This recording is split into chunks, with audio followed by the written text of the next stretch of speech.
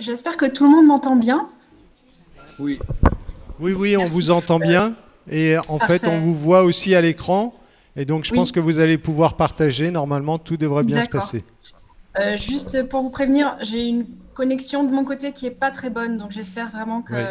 ce sera capable Ben là, de. on est à l'autre bout du monde. On est. Est-ce- Laure, est-ce que c'est Ah, OK? le son est coupé, je n'ai rien. On vous entend, on vous entend, Nous, on vous on vous entend. entend. Ah, très bien. Désolée, hein, j'espère vraiment que ça va pas trop couper. Donc voilà, je me présente. Je m'appelle Laure Blouin. Effectivement, je travaille pour Sparing Vision. Et aujourd'hui, je voudrais vous parler de nos deux approches de thérapie génique qui sont indépendantes de la cause génétique et qui permettraient la préservation des cônes. Donc avant toute chose, j'aimerais remercier chaleureusement les organisateurs pour cette opportunité de partager nos travaux encore cette année au congrès de l'IRP. Alors, Sparing Vision, c'est une start-up de biotechnologie qui a été fondée en 2016 par les professeurs Sahel et Léveillard de l'Institut de la Vision. Nous sommes basés en France à Paris, mais aussi aux États-Unis, à Philadelphia. Et nous essayons de développer des thérapies de médecine génomique pour les maladies héréditaires de la rétine. Notamment, nous avons à ce moment deux axes de recherche. La première étant le développement de thérapies géniques indépendante, encore une fois, du variant génétique qui cause la maladie.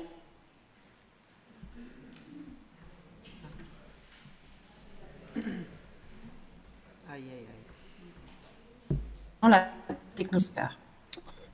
Aïe. Donc pour commencer, voici un schéma illustrant l'anatomie de l'œil et de la rétine. À l'avant de l'œil, nous avons donc la cornée, le cristallin, l'iris. À l'intérieur de l'œil, il y a cette gelée qu'on appelle le vitré. Et puis la couche de cellules qui tapissent le fond de l'œil, l'intérieur du globe oculaire, c'est donc la rétine, ici en jaune. Lorsque la lumière rentre dans l'œil, traverse l'œil, elle vient exciter les cellules du fond de la rétine qui sont les photorécepteurs. Et ces photorécepteurs sont ensuite capables de transmettre un signal aux couches cellulaires adjacentes. Ce signal électrique est propagé le long de la rétine jusqu'au nerf optique où il est envoyé au cerveau et où il sera traité. Donc, les photorécepteurs, ce sont les cellules photosensibles de la rétine. Il en existe deux types, les bâtonnets et les cônes. Les bâtonnets sont des cellules qui sont capables d'être sensibles à une lumière basse, donc elles permettent la vision nocturne, la vision de nuit ou en basse lumière, mais elles permettent aussi la perception des mouvements. Et effectivement, on voit sur le diagramme que les bâtonnets sont principalement localisés en périphérie de la rétine. Les cônes, eux, sont localisés plus au centre de la rétine et donc ils permettent une vision centrale, là où l'acuité visuelle est la meilleure.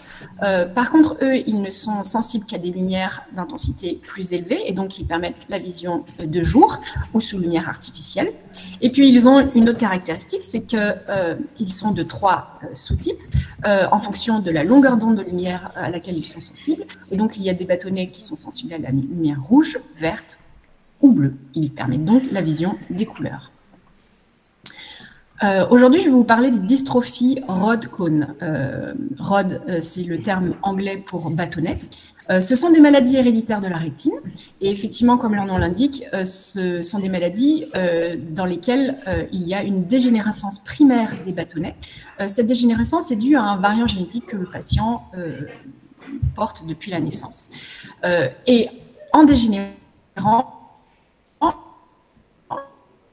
les bâtonnets, ce sont souvent les premiers symptômes qui sont chez les patients atteints de dystrophie Rod-Cone. Puis, il y a aussi une dégénérescence secondaire des cônes qui...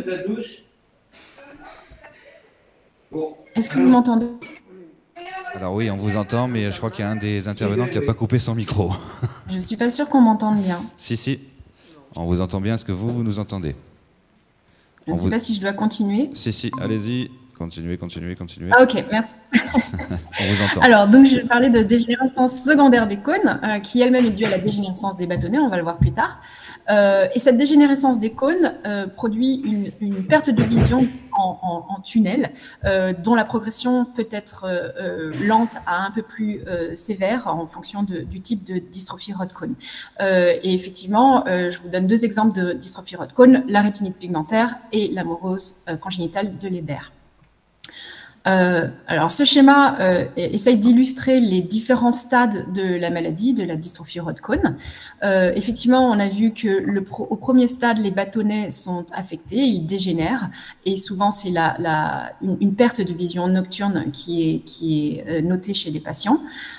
Puis ensuite, les bâtonnets dégénèrent de plus en plus, et donc la vision, la perte de vision est surtout périphérique, et cette perte de vision se fait de façon concentrique petit à petit. Lorsque les bâtonnets ont dégénéré en périphérie, les cônes dégénèrent aussi, et petit à petit, la perte de vision se fait plus centrale, une perte de vision des couleurs. Et parfois, on arrive à une cécité totale.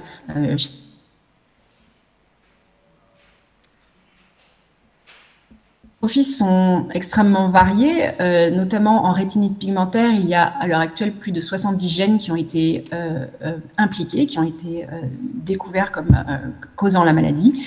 Et donc, dans la grande majorité des cas de dystrophie Rod-Cone, il n'y a actuellement pas de traitement disponible pour les patients. Seul Luxturna est une thérapie génique qui est indiquée dans une forme bien spécifique de dystrophie Rod-Cone qui est causée par un variant génétique dans le gène RPE65. Luxturna a été la première et c'est la seule thérapie génique oculaire approuvée en 2017 par la FDA et en 2018 par l'Agence européenne du médicament. Alors, une question que les chercheurs, les professeurs Sahel et Leveillard se sont posées, c'est pourquoi est-ce que les cônes dégénèrent à la suite des bâtonnets alors qu'ils ne sont pas directement affectés par le variant génétique qui cause la dégénérescence des bâtonnets. Et ils ont découvert il y a quelques années qu'effectivement les bâtonnets sécrétaient un facteur trophique, un facteur de survie qui s'appelle RDCVF, en anglais pour le facteur de viabilité des cônes qui est dérivé des bâtonnets. Et ce facteur stimule le bon fonctionnement des cônes. Donc, dans le cas d'une dystrophie Rod-Cone, les bâtonnets sont affectés par un variant génétique qui les déclenche leur dégénérescence. Ils ne sécrètent les cônes dégénèrent, ce qui génère une perte de vision progressive et malheureusement irréversible. Alors, à l'heure actuelle, il y a différentes approches thérapeutiques pour essayer de traiter les dystrophies Rod-Cone. La plus classique, c'est la thérapie génique dite traditionnelle, c'est-à-dire que on va apporter une copie fonctionnelle du gène spécifique pour lequel le patient lui-même est porteur d'un variant génétique. Donc, ce gène ne fonctionne pas bien chez le patient et la thérapie vise à apporter une copie fonctionnelle de ce gène. Donc, des exemples, c'est Luxturna ou d'autres thérapies géniques pour les RPGR ou PDE6A qui sont actuellement en cours de développement. Il existe aussi des approches thérapeutiques qui visent à rendre les cellules de la rétine qui sont normalement pas ou peu sensibles à la lumière, les rendre sensibles à la lumière, c'est des thérapies d'optogénétique. Il y a aussi des thérapies d'implants rétiniens ou de greffe de cellules souches. Ces thérapies interviennent plus tard dans la maladie. Et enfin, attention, ça coupe un peu. Laure. Dans ma présentation aujourd'hui. Donc, on va parler du facteur trophique RDCVF. Oui. Tu m'entends? On a perdu les 20 dernières secondes, ça a coupé. Ah mince, pardon. Je crois que donc je parlais des approches qui interviennent plus tard, à un stade avancé de la maladie, notamment l'optogénétique, qui vise à rendre des cellules pas ou peu sensibles dans la rétine normalement, les rendre sensibles à la lumière, ces cellules-là, parce qu'elles n'ont pas dégénéré dans les dystrophies Rod-Cone. Il y a aussi les implants rétiniens et les greffes de cellules souches. Et puis moi, ce dont je vais vous parler aujourd'hui, ce sont des approches dites indépendantes du variant génétique qui cause la maladie. On va parler entre autres de RDCVF, RDCVF-L et de GIRC. Alors, pourquoi est-ce qu'une approche thérapeutique indépendante de la cause génétique est importante à développer à l'heure actuelle?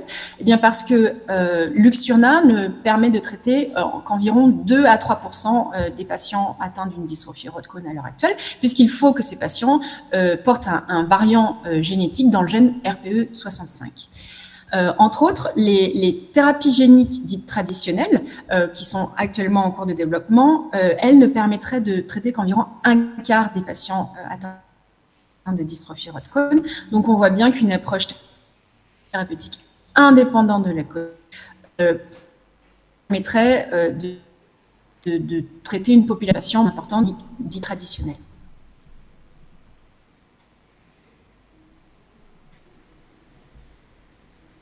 Ok. Laure, tu nous as donc nous allons parler en premier.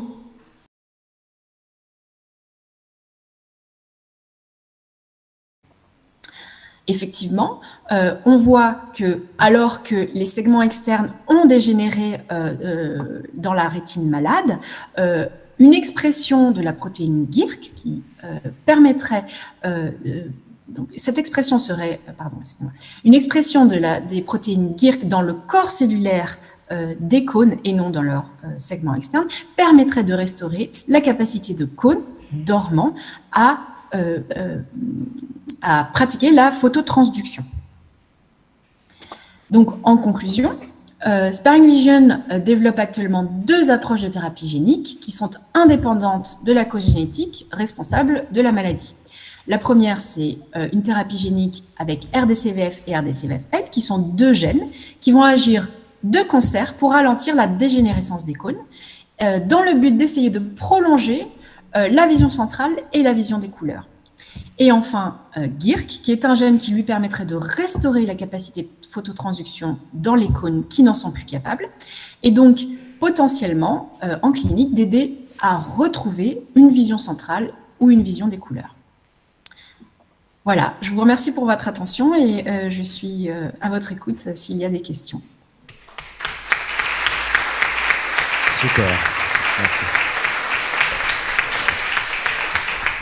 Donc on a peut-être des questions sur ces 2 approches thérapeutiques qui sont proposées par cette entreprise Sparing Vision. Qui est très attendue d'ailleurs. Attendez, vous n'aurez pas assez de fil. Non, vous aurez pas assez. J'arrive. Je te passe le micro.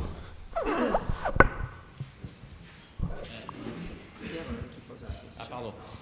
Oui, bonjour. Pierre Tuzet, je voudrais savoir quand on peut se porter volontaire pour faire un essai pour cette thérapie. Très bonne question. Voilà. Alors, à l'heure actuelle, on travaille d'arrache-pied, comme je l'ai dit, pour soumettre une demande d'autorisation d'ouverture de cet essai clinique. Nous espérons pouvoir l'ouvrir en tout début d'année prochaine. Oui. Donc, effectivement, ce serait le timing pour contacter votre médecin et savoir si vous pourriez participer à cette thérapie génique. Oui, puisque je connais déjà mon gène, donc PRPH2, et je voulais savoir si c'était possible de faire ça au plus vite, puisque ma dégénérescence s'accentue très rapidement, et je aimerais que ce soit avant que je décède, quoi. Merci. Je comprends très bien. Je compte sur vous. Parce que le VIH, je l'ai vu il y a 20 ans. Ah, d'accord. Donc la question, c'est aussi qui se pose là, et je pense que la question que pose Pierre, c'est finalement, est-ce que en fait, ça sera vraiment le premier essai clinique gène indépendant, ou alors ça sera Exactement. des gènes spécifiques ciblés? Oui. Malheureusement, pour la première étape du développement clinique de la thérapie génique, nous avons décidé effectivement de se concentrer que sur 3 génotypes bien particuliers. Parce qu'effectivement, je crois que d'un point de vue stratégique réglementaire, on ne pouvait pas se permettre de faire le premier essai, parce que La thérapie génique n'a jamais été testée chez l'homme. Donc nous ne savons pas, nous n'avons aucun recul sur sa sécurité, sa bonne tolérabilité chez l'homme. Et donc effectivement, pour la première étape de ce développement clinique, nous allons, alors j'espère que je peux le dire, nous allons ouvrir cet essai clinique à seulement 3 génotypes.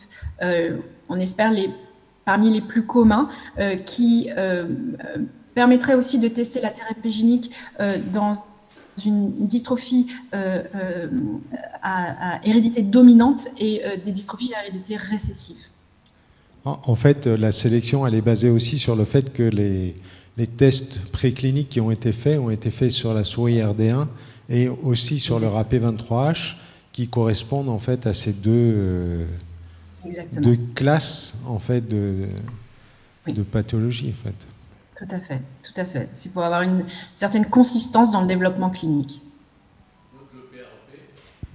En fait, si je peux anticiper par rapport à ce que dit Laure, ça veut dire que la première étape, ça sera sûrement donc des gènes, puisqu'en fait, les tests précliniques ont été faits sur des souris RD1, donc qui ont une mutation sur le gène phosphodiesterase, et les P23H qui ont été faits sur des rats avec des mutations sur la rhodopsine. Ça risque d'être, d'après ce que je comprends, hein, mais j'interprète, donc ne prenez pas, ne nous attaquez pas en justice, hein, surtout moi, si jamais c'est faux, mais ce que j'interprète, c'est qu'a priori, ça sera dans un premier temps ces gènes-là, mais que du coup, l'extension devrait être possible dès qu'il y a une démonstration d'efficacité pour les patients qui ont été sélectionnés avec ces critères-là.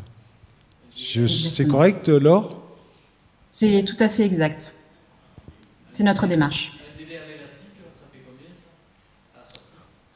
Un délai à l'élastique, ça je pense que c'est difficile à dire parce qu'en fait, je pense que comme c'est des pathologies où en fait l'évolution est quand même assez lente, il faut quand même prévoir un temps pour arriver à démontrer que l'injection est efficace.